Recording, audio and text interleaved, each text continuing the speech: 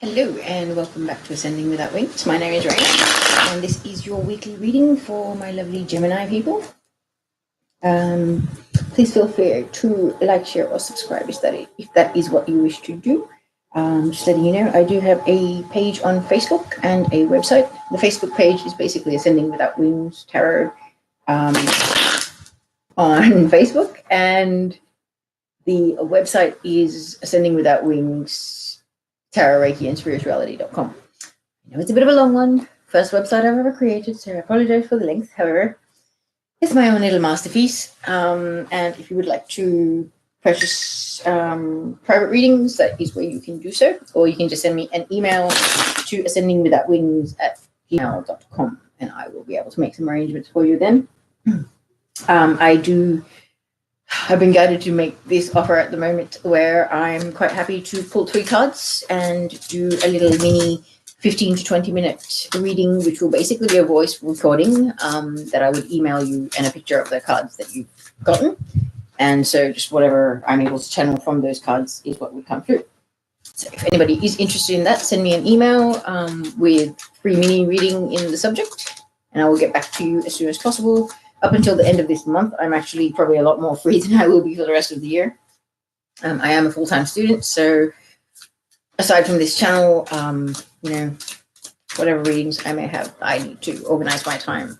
At the moment, I'm still on a break, so we're all good. And also, I have to apologize to my lovely Geminis, Virgos, Sagittarius, and Cancer people.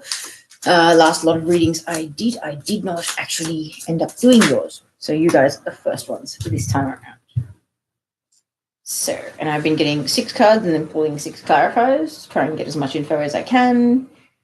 So let me see what I've got.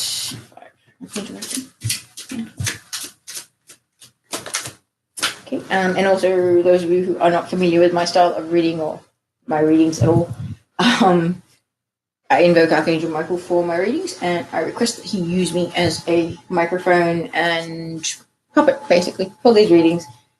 He's always been my guide for readings because I feel more secure with him being my guide, I guess. That's just me. And the tarot cards I'm using are Lisa Parker Tarot for Mirrors. She's an artist from the UK. She's got amazing, very sort of mystical, almost gothic kind of art.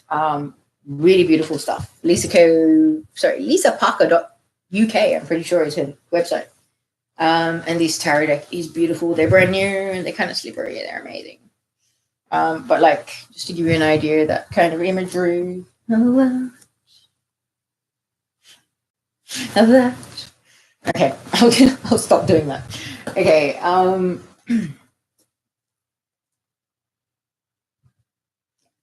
All right, so I pulled the clarifier straight away for the last reading. I think I'm going to do that. Because also, I prefer to save a bit of time. The last lot of readings that I did were over an hour. Some went almost 2 hours. And that was for a 2-week period. So, I'm not overly fussed by that. But time is time, people. Okay. Thank you. Wow.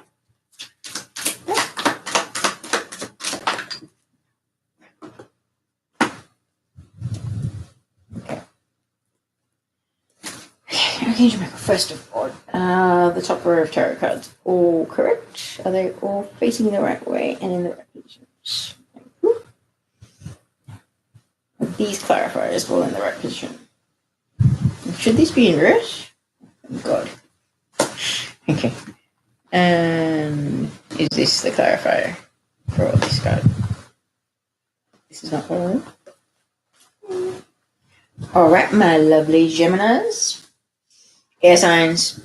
So we've got a bit of air energy here. We've got cups, which is water signs. So Cancer, Pisces, Scorpio. We've also got pentacles, which is earth signs. Taurus, Virgo, Capricorn. What else do we have? Pentacles and swords. Gemini, Libra, Aquarius. So let us begin. So this reading for the 4th to the 10th of February. My lovely Geminis, we're starting this off with 2 of Pentacles.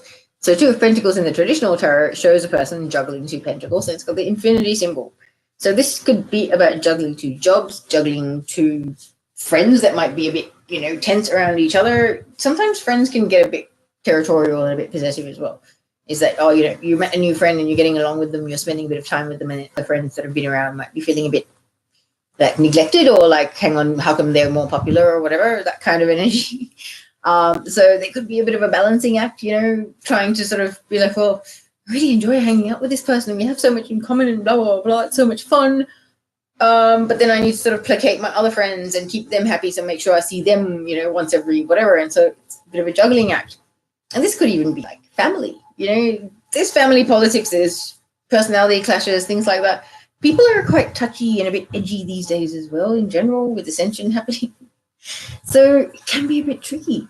But I feel like the reason why I'm saying this now, I should let you know, it's clarified by the Four of Pentacles. So when the Two of Pentacles clarified by the Four of Pentacles, it's kind of like juggling two jobs. Juggling a hobby that's being turned into a business as well as a full-time job. Working in a full-time job and then having something that you do in your own time, which is like trying to build a business or something like that. That could be quite stressful, having to manage your time, having to juggle your priorities would definitely be a big part of it. But Four of Pentacles is about holding on to the money that you have because you feel like you're not going to have enough, or if you spend this, that you're not going to be able to replenish your finances. So this is very lack mentality, goes against being able to manifest. And I can understand that if you're feeling like you're not able to meet your needs, your bills are more than what you make, and you've got more going out than you're coming in, I can understand how you think that you need another job or some sort of supplement to your income, which you might have to juggle with everyday life.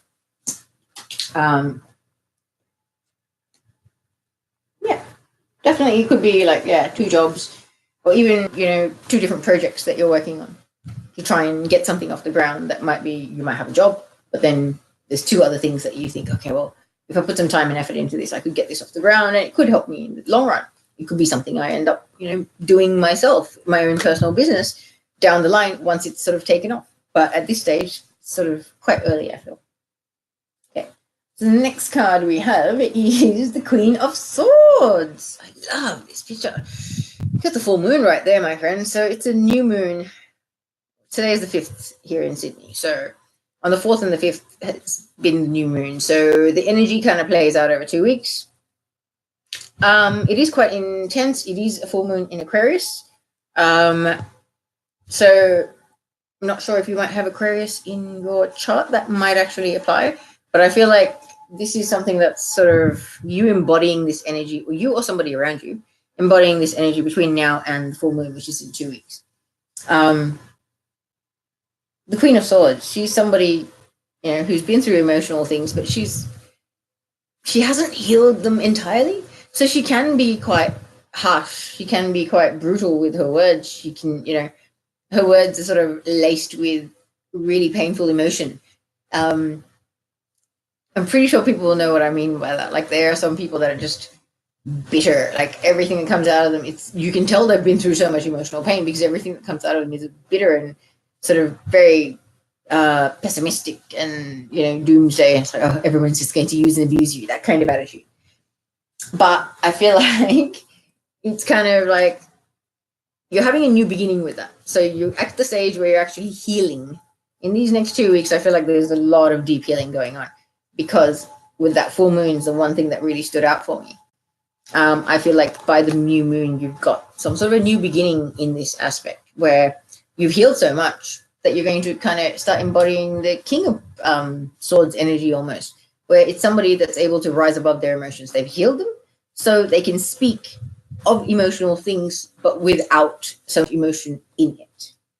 And it's not as harsh and not cutting as the Queen of Swords would be, It's a progression from Queen to King. It's sort of like an evolved, more growth, more healing involved. So that's really a beautiful thing, because looking at the next cards that are coming up, you've got the Six of Swords. Six of Swords is about moving away from troubled waters, moving away from all the crap that has held you down in life, all the drama, all toxic friendships, relationships, anything like that. Moving away from that because you are either trying to get closer to your soulmate or twin flame, because the Six of Cups is very much a twin flame card. It's about past life relationship, or even, it can also represent reminiscing about how simple things were when you were a child, your childhood, how you had fun memories, you had friends, blah, blah, blah. Life was so simple. You didn't have responsibilities. You didn't have stress, all of that. And that can definitely be it. Like thinking back to your childhood and going, life was so much simpler. How can I simplify my life? And moving away from the things that complicate your life. Definitely. But for others of you, I feel like you're moving away from troubled waters towards your twin flame or your divine counterpart. Definitely, because I know there's lots of twin flames out there. And I feel like this could actually be the recognition of the connection that's making you move away from all the troubled waters, all the crap from the past. It's kind of like you're drawing a line in the sand and moving on, and this is the beginning of the rest of your life, because quite literally the sun is new beginnings, new, very bright, optimistic, positive new beginnings. Okay. Beautiful, beautiful reading, Gemini. Beautiful reading. I love it. Okay. Next card we have is the Seven of Cups.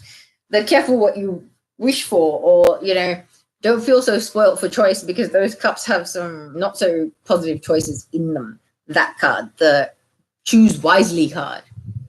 Because at first glance, everything looks so shiny, but maybe it's not. Maybe the shiny comes with a little edge of prickly and dangerous. But okay, when you look at this way, okay, you've got the Six of Swords, which is you moving away from troubled waters towards something that's definitely, past life or a childhood connection, which maybe is releasing you from this thing of feeling like you've got so many choices and so many options, because you feel like your wish has been granted. Your most deepest heartfelt wish of something very emotionally fulfilling, very emotionally important to you. Just one second.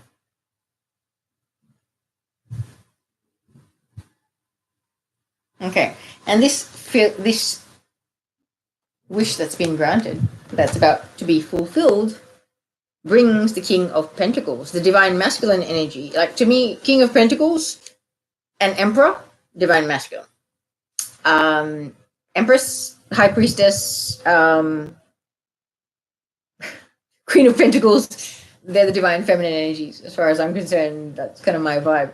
But once again, you've got the full moon in the background. I feel like between now and the full moon, whether you are the divine masculine counterpart or it's somebody else, whoever it is making a return, because moving away from troubled waters, I believe, is moving away from feeling like you're spoilt for choice, because you've made your choice. You have chosen the one cup that you want to, combine your cup with. This is the one. The divine masculine's cup is what your wish has been granted about. And whether that divine masculine is you or whether it's your partner, whether you've met them or not, a lot of twin flames haven't actually met their twin yet. This is fantastic reading, guys. All the readings I'm doing so far this week are fantastic. I love it. I know its energy's picking up, and people have said, like, they've forecast some beautiful, beautiful things, but I'm starting to see that in these readings, and I know how accurate they are. So I'm loving this, guys. Okay, so Knight of Swords is the final card, but that is accompanied by the High Priestess. The clarifier for the Knight of Swords is the High Priestess. So your divine masculine counterpart, whether they're in a male body or a female body, it doesn't matter. It's the energy they embody, right?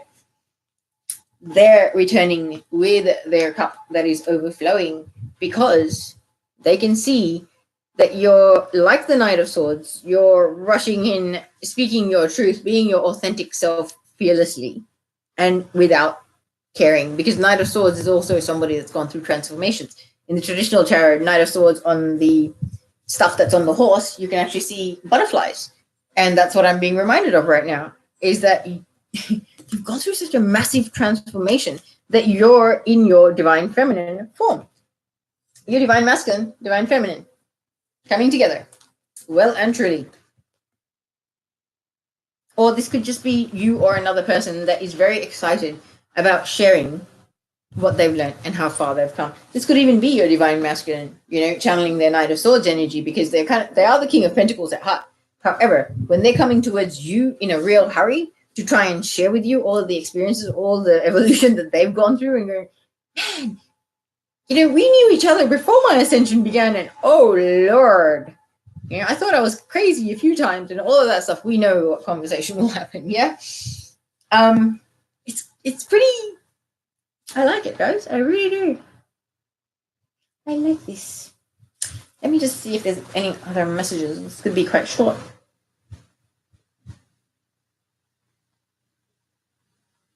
Okay, gonna finish it off with the lovely Heart and Soul Oracle. There's these lovely things by Tony Carmine Salerno. I love these cards. And so does everybody that I do reading with these four. Arch Angel Michel, what do we have for Gemini for this week? How can we top off this reading? Okay, that flipped and that came out. Interesting. Both of these cards for Gemini. Okay, so everyone's getting two oracle cards. So the first one is this nice little sunset. Says, you are afraid to let go of something that is no longer working for you. There is a deep sense of duty or guilt, and you feel like you don't have a choice. The reality is that you do, and ultimately, doing what you know feels right in your heart will be the best for all concerned. Follow your heart. I like it. It's always the best course of action. Okay, and then we have an angel surrounds you with rainbow wings, here to reconnect you with your true nature, the balanced, healthy, sensitive, and loving you. Remember that there is more to life than your achievements. Consciously connecting with your spiritual and physical realities will help you reconnect to the sacred, infinite, and creative part of yourself that is yearning to play a greater role in your life. Wowzers, guys. Consciously connecting to your spiritual and physical realities will help you reconnect to the sacred, infinite, and creative part of yourself that is yearning to play a greater role in your life. If that is not your inner high priestess energy trying to come out, I don't know what is. All right, my lovely Geminis. Can't remember if I said this, but the lovely tarot I'm using is this Tarot Familiars by Lisa Parker Tarot. I think it's lisaparker.uk is her website. She's an amazing artist. This hanging, which was on the thumbnail, is also by her. Definitely check out her website. Amazing artist. And I believe that is all for this week. So I shall see you guys again next week. Thank you. Bye-bye.